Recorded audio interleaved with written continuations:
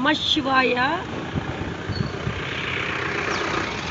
இன்னைக்கு 3/6/2025. இன்னைக்கு செவ்வாய்க்கிழமை. எங்கே இருக்கேன்னா இத்தனை ஆலயங்கள் சென்று விட்டு அதே இருசக்கர வாகனத்தில் ஐவர்மலை வந்திருக்கேன். இங்கே துரோகோதி அம்மன் தங்கின இடம். இங்கே முருகன் குழந்தை வேலப்பனாக காட்சி கொடுத்த இயற்கை வனத்துக்கு என்னை அழைச்சிருக்காங்க.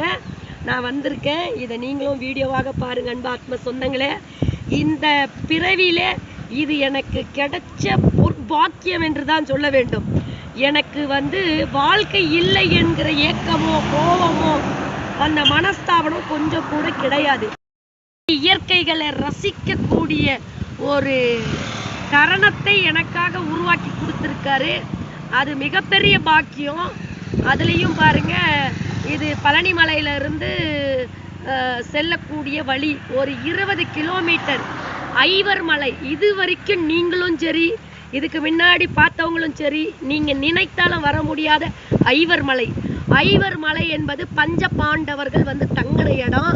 இதுக்கு முன்னாடியே இங்கே பதிவு போட்டிருக்கேன். இங்கே சாதாரணமாக எல்லாம் அணுக முடியாது.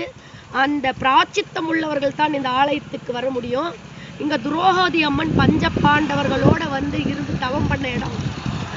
இங்கே இன்னொரு முக்கியமான விஷயம் என்னன்னா, முருகன் குழந்தை வேலப்பனாக துரோகோதி அம்மனுக்கு காட்சி கொடுத்த இடம்.